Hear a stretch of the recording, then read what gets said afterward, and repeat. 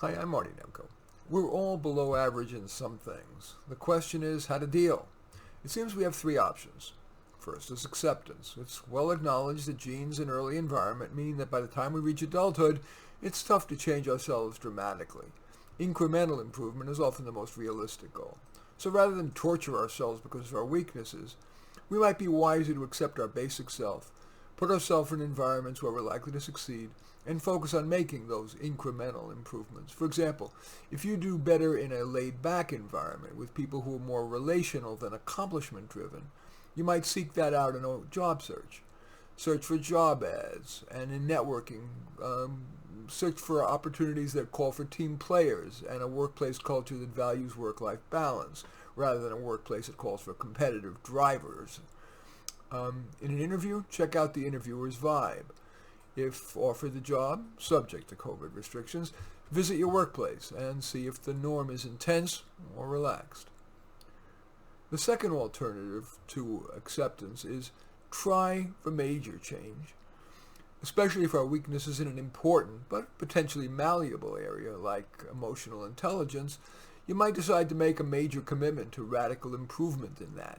For example, foundationally, you might decide that until major improvement becomes automatic, improving your emotional intelligence is going to be top priority. And more granularly, you would try to stay vigilant in every verbal and written interaction to keep emotional intelligence's core principles top of mind. 1.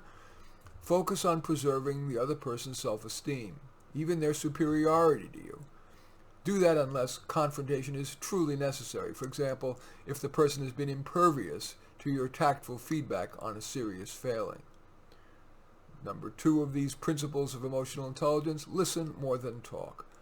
Rule of thumb, in a two-person conversation, speak maybe 25 to 50% of the time. Less than 25%, that tends to be too denying of your own right to speak. And if you speak more than 50%, that tends to shift too much attention away from the other person. And the third principle of emotional intelligence is imagine how you would feel if he or she said that to you. That usually is a wise tactic, but it can be dangerous if you are emotionally unintelligent. It's possible that you'd feel fine about, for example, exerting unbridled criticism, but that's not usually true for most people. And finally, the third option, in addition to self-acceptance and trying for major change, is to question the norm. For example, Andre Spicer, he's a professor of organizational development at the University of London. He asserts that, or she, I'm not sure which it is, asserts that excellence is overrated, indeed is damaging. Western society is so steeped in valuing excellence that it's easy to dismiss that, oh yeah, excellence is overrated. It's easy to dismiss that as sour grapes. But the fact is that few people can achieve excellence even in one domain, let alone across the board. It may avoid the aforementioned self-torture by recognizing that we need and embrace all the norms that society venerates. For example, if you're kind but no brainiac, if you're relaxed rather than driven, when thinking from a universal perspective, might you want to assert that you're as worthy as the driven genius or virtuoso? Especially for people who had been high achievers in their youth, where the demands and the competition may have been weaker, it's difficult to accept being below average. Indeed, no less than Prairie Home Companion host Garrison Keillor's signature line is that his fictional utopia, Lake Woebegone, is where everyone is above average. But we're not all above average, let alone above average in everything.